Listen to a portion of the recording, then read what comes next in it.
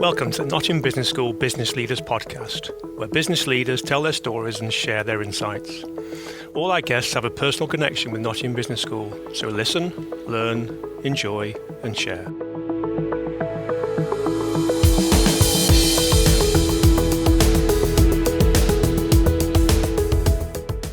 Welcome to another episode of the Nottingham Business School Business Leaders Podcast with me, Mike Sassi. Paralympian Charlotte Henshaw has represented Britain at 4 separate games in 2 different sports. She won medals in swimming at London 2012 and Rio 2016.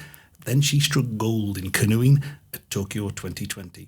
She's now a role model to thousands of young athletes, and she will go for gold again in a canoe at this summer's Paris 2024 Games. Charlotte was born with a medical condition that meant her legs were amputated below the knee when she was just 18 months old. But at the age of 4, she began swimming. She represented Britain, age 16, and at 21 competed in her first Paralympics in Bejing, China in 2008. Since then, Charlotte has won a remarkable 24 Paralympic, world and European medals. She was also awarded an MBE in 2022 for services to paracanoeing. At the time, she said, "It feels a bit strange to be rewarded for doing something I love, but it's so important as Paralympians that we use our success to champion disability." Charlotte Henshaw, it is a great privilege to welcome you to the Nottingham Business School Business Leaders Podcast. Thank you for having me and for the invitation. Good stuff. So, that last quote is quite interesting. The one which says, it's so important as Paralympians that we use our success to champion disability. How conscious are you of being a role model?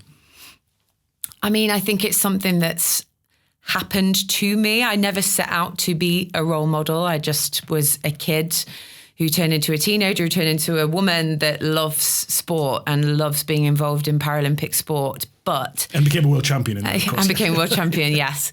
And I think as I've spent more time in and around the Paralympic movement and gotten older and seen and heard what it can do for people, both involved in it and outside of it, I think you almost take on that role of feeling responsible in a way for making sure that what you're doing is having an impact on the wider disabled population. And I spoke to some people after the London Games when everybody was saying, this is going to be a real game changer for disabled people in Britain. And it might have been in some ways, but it's not the finished article. We've not done all that we can do. And, I think sometimes Paralympians being more prevalent in society is obviously a good thing, but sometimes it has a bit of a negative impact on people because they question, well, why aren't you a Paralympian? I've seen so many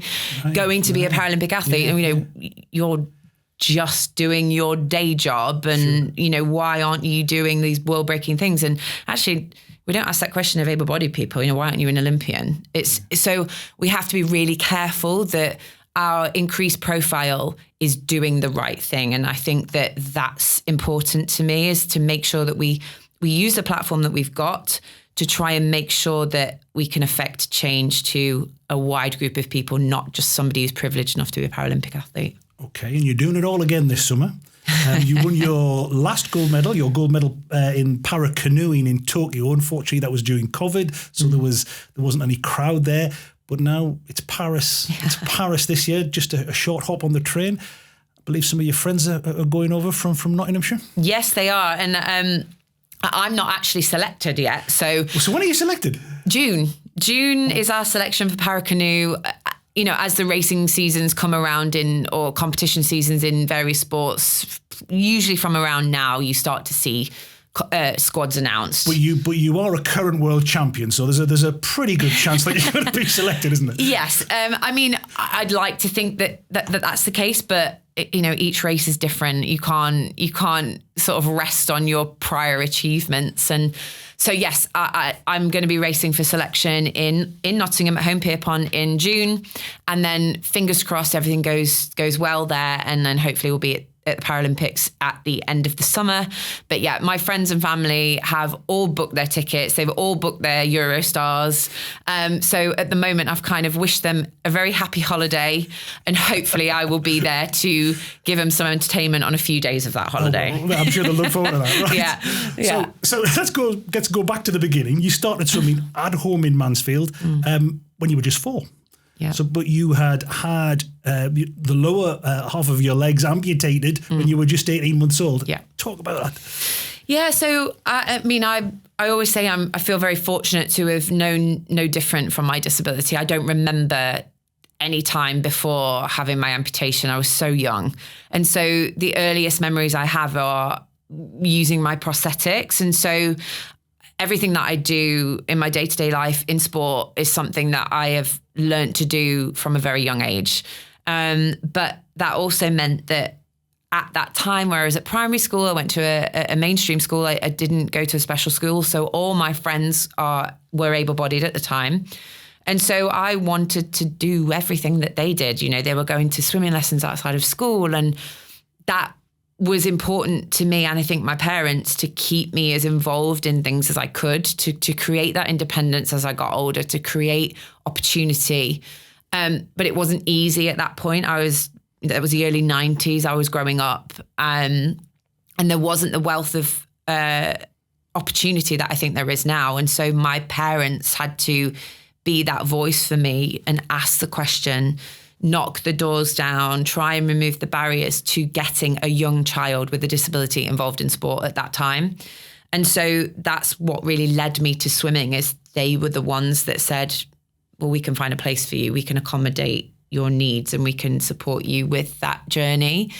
And it went from just normal, swimming lessons at a council run facility to progressing through the ranks to eventually racing for Great Britain. So I was very much a traditional story of trajectory through sport. It just happened to be that I also was disabled. Was there ever any hint of what was to come?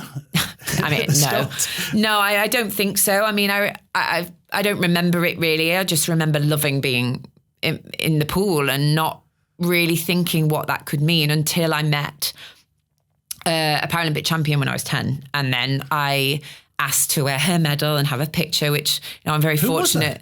Her name was Emily Jennings, and she was a swimmer from Melton Mowbray, so local East Midlands girl.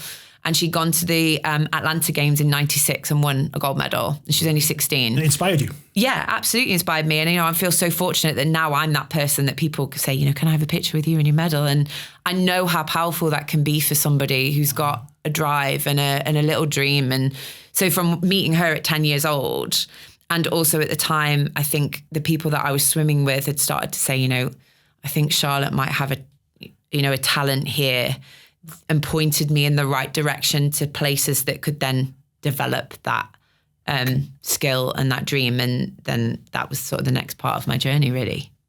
And fast forwarding to your first Paralympics, which was Bejing, China, 2008, 16 years ago, when you were at university in Stirling. What do you know now that you wish you'd known then? I mean, I think I would love to have known what that experience was going to mean to me. So I'd gone into that games fresh-faced, wide-eyed, like finally achieved my dream of going to a Paralympic Games and just loved every second of it. But when I was out in Bejing, I got an infection in one of my legs, which I felt absolutely horrific. It started coming on at the opening ceremony. And I raced, but I probably shouldn't have.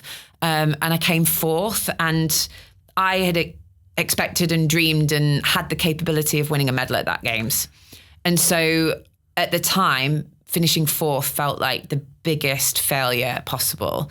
But actually, it was the kickstarter to the rest of my career, because I'd experienced failure and experienced heartbreak, and it made me realize A, how much I wanted it, B, how much can, go wrong outside of your control. And also it gave me that drive to kind of push forward over the next 4 years between Bejing and London. And a year after Bejing, I went to the European Championships and I won gold, beating the Paralympic champion from Bejing in the space of a year. And so I think I wish I'd known that disappointment would actually be one of the most positive things that could have happened in my swimming career. Right. So you used the disappointment to inspire you.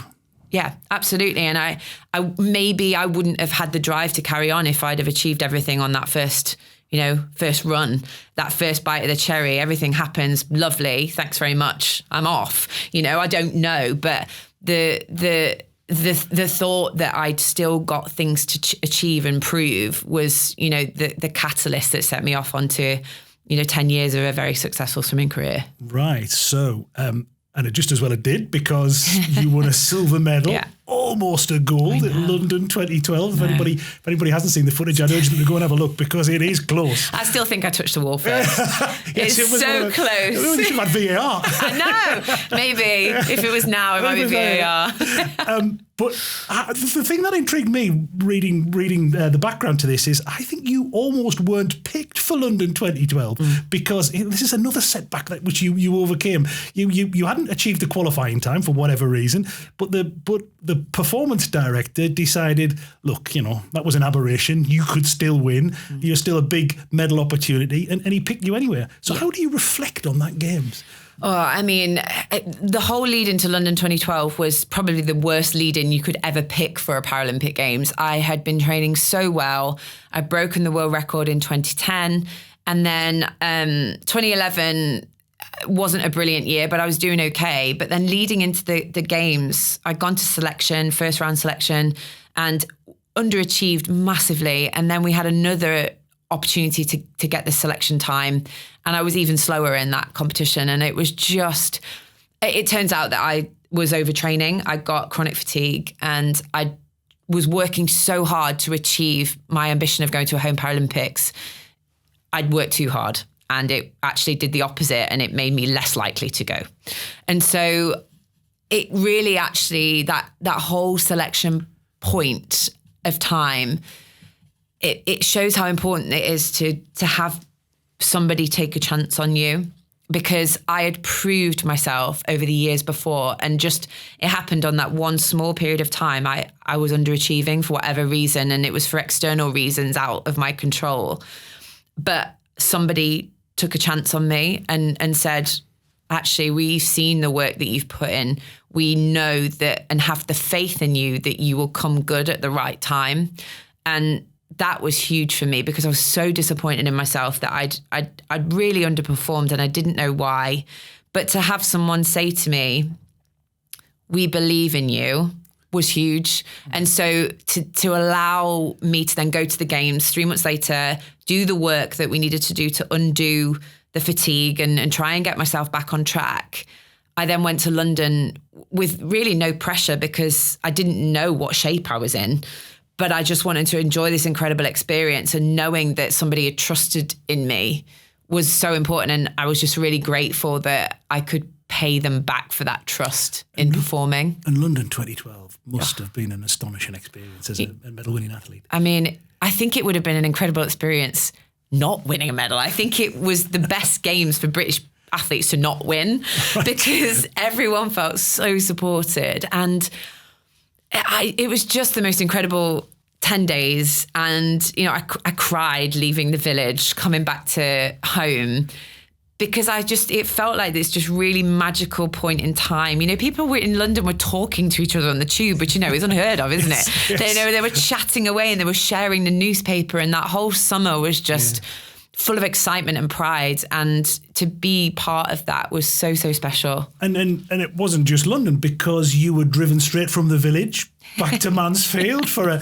something in the Market Square, and you were showered with honours by your friends and relatives and the people of the town. Yeah, we literally got in a car from the closing, not the closing ceremony, the village, and we got driven back up to Mansfield. I hadn't been home. I'd still got my suitcases in the back. I'd been away 4 weeks, and they drove us straight to the Market Square, and there was myself and the Hine brothers, and Rebecca Adlington was still swimming at the time, and so we were all kind of just dropped in the Market Square, and just a sea of people just supporting the people from their hometown that had been and done these incredible things at home Games. And it was so special. I just wish I'd been less tired so I could enjoy it more. Well, again, I come back to your leadership and early signs of it, because there was an interview in which you said sometimes Mansfield gets a bad press. It's important to show what people from the town can do. Yeah. So even at that point, you're sort of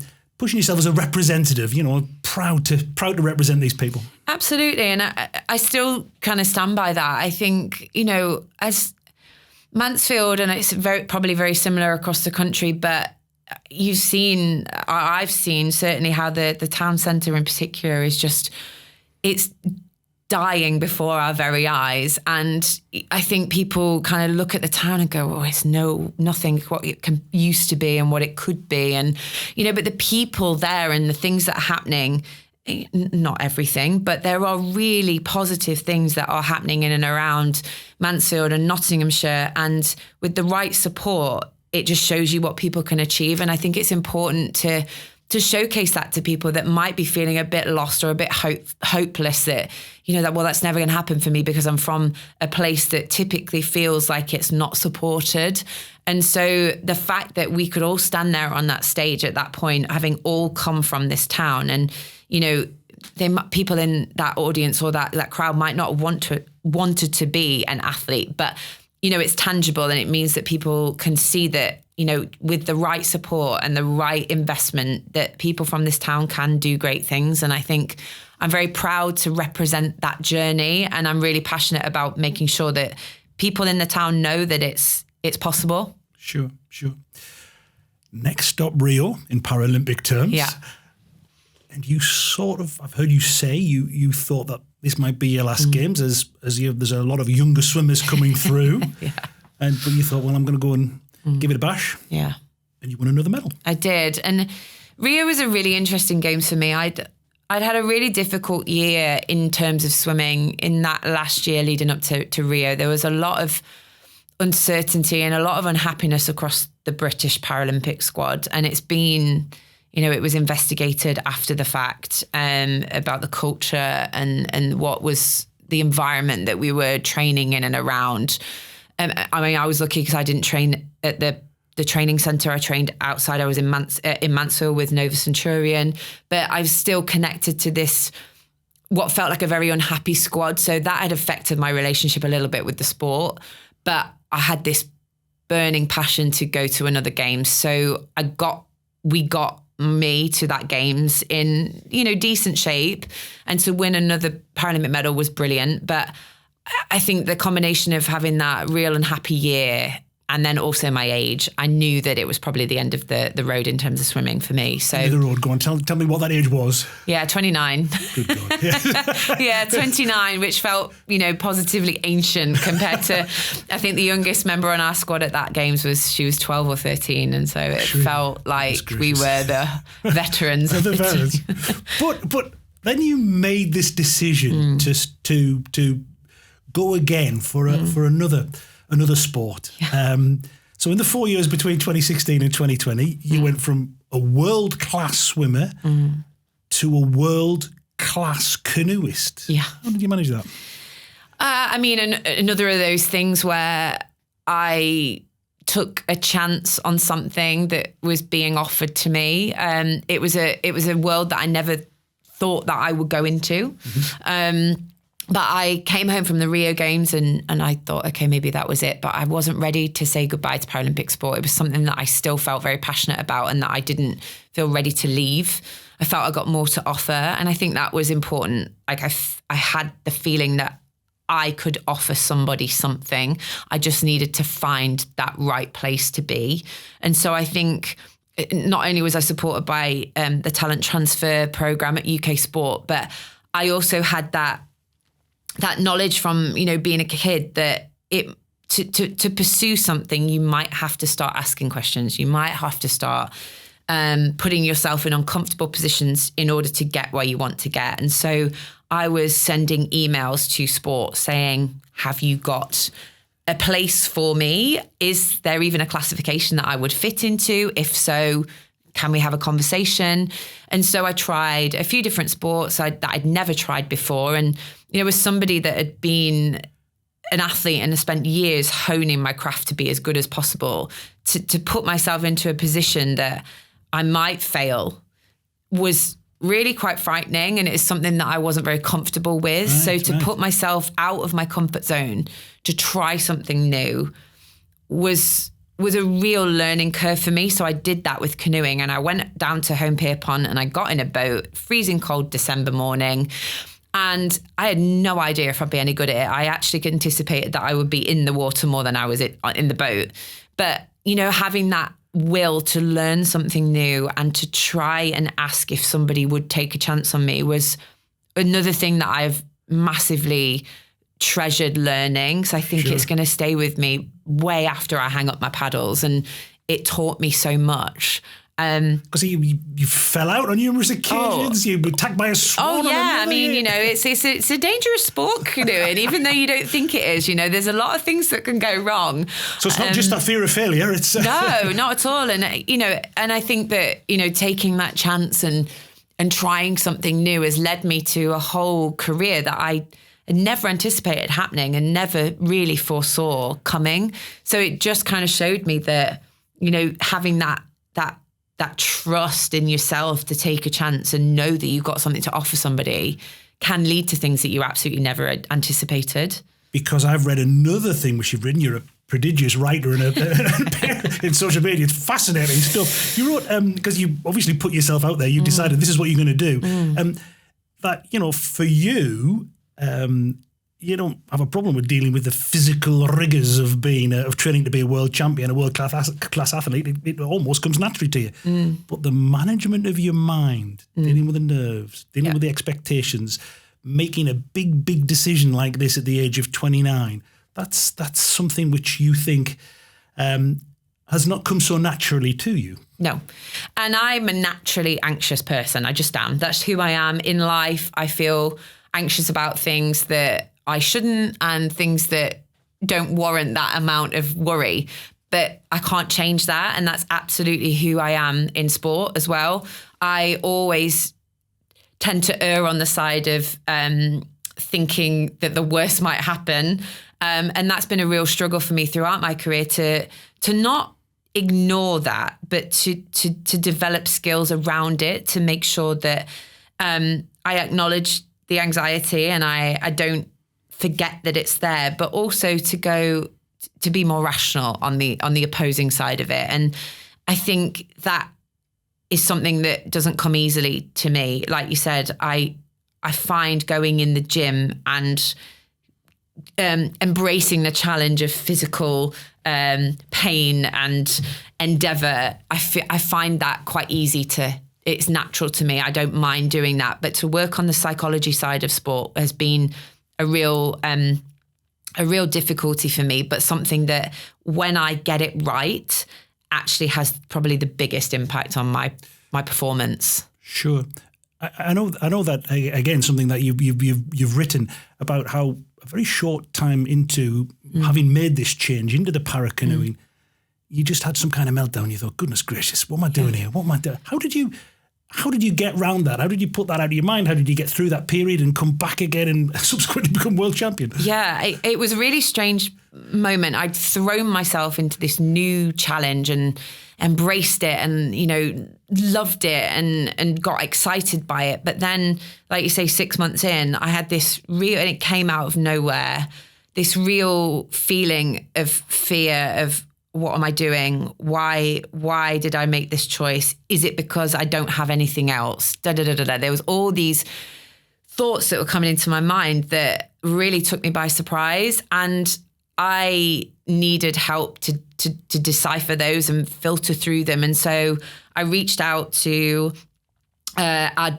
team doctor and said, you know, I need some help to deal with these feelings that I'm feeling. And I went to counselling and I spoke to somebody. I offloaded all of those feelings, rational, irrational, whatever they may be, to somebody else who could help me work through them. Like I say, not dampen them down, but feel them and then deal with them. And she really helped me with the tools to deal with those if they ever emerged again. And I've been back to a counsellor. I've had some CBT work. CBT? Yeah, cognitive behavioural therapy, about being anxious, anxiety, overtaking other feelings. And again, I'm probably never going to stop that part of my personality. It's who I am. And actually, it's not always a bad thing, but I've had to learn the tools to deal with when those feelings arise. And being in a high pressured environment like sport, they can crop up quite a lot. And so now I feel more able, because I was able to talk about it. And I have to caveat with that I'm very privileged to have access to that support, and not everybody does. Sure.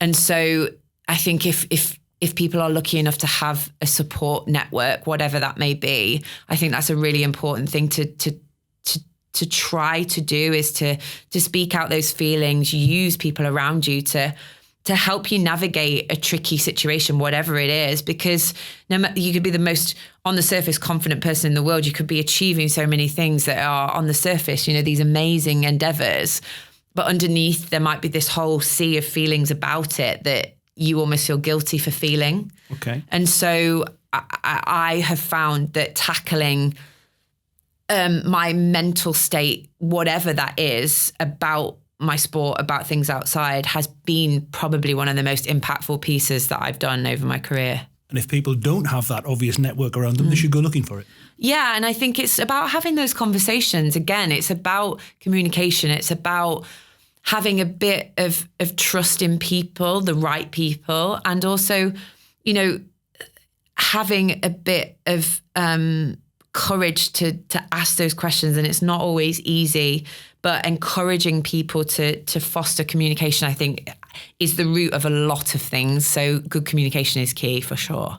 Okay. And I'll say this again, it obviously worked. You subsequently became world champion, then Paralympic gold medalist. Yeah.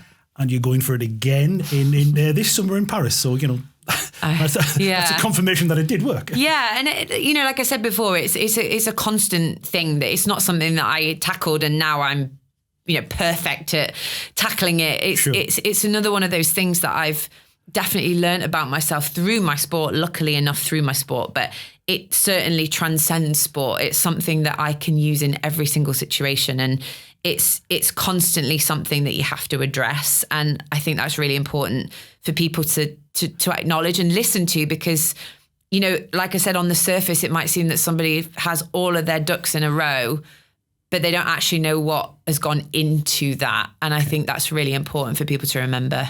Okay. So while I'm listing all the hurdles that you have overcome, let me give you the final big one. In 2020, you were finally given a diagnosis for endometriosis, which explained the incredible pain you had had for the previous 8, 9, 10 years. Yeah. Tell me about that. Yeah, so I'd been struggling with abdominal pain on and off for, like you say, 10 years. And I didn't really know what it was. And I've been back and forth to various doctors, sort of saying what I'd felt, and never really got to the bottom of that. And then we were encouraged through sport to start tracking our menstrual cycle. And from sort of collecting all that information that I'd tracked about myself, I could then go to the doctor and say, look, there's a certain pattern here. Can we look into this a bit more? And I was, again, fortunate enough to have that support to go and have a surgery, which at the moment is the only surefire way of diagnosing endometriosis. And once I got that diagnosis, it made everything click for me. It kind of fell into place as to why I'd been feeling this way, why certain things were aggravating the pain, why I couldn't get to the bottom of it. And so endometriosis is something that it's not curable. You live with it for the rest of your life. But I felt a relief at having that diagnosis because I knew what I was dealing with. And so that meant that I could formulate a plan to deal with whatever it threw at me. And I think from years of being an athlete, having a plan is important. But you've used your position as an athlete to talk about it, to promote the need for better and earlier diagnosis. Yeah, and I think it's akin to that thing that I was saying about being a somewhat of a spokesperson for disabled people, is if people don't talk about it and if we don't keep it in the conversation, then it stops being discussed, so any forward movement stops. But also it starts conversations, maybe not at a level that's going to be hugely impactful for the whole society, but it starts conversations across a work table, in a staff room, in a cafe with a friend. It starts to make the conversation about whatever the topic is more normalized, and that's the only way that we're going to affect change. And so I felt very strongly about speaking about my diagnosis, because I might not have the hugest platform, but I've got some platform. And while ever people want to listen to what I've got to say, I found that I should say how I felt. And so I felt very strongly about sharing my diagnosis. I sort of think they're always going to be wanting to listen to you. This hadn't occurred to me, but the hurdles are remarkable, from your disability, from the fourth place in Bejing, from the chronic fatigue, the anxiety, the endometriosis. I wonder, to what extent has your positivity, taking you through all this? Would you have not got this far, do you think, without having that incredibly positive attitude to life? Yeah, and I think you've got to have a will to achieve something, whatever that something is.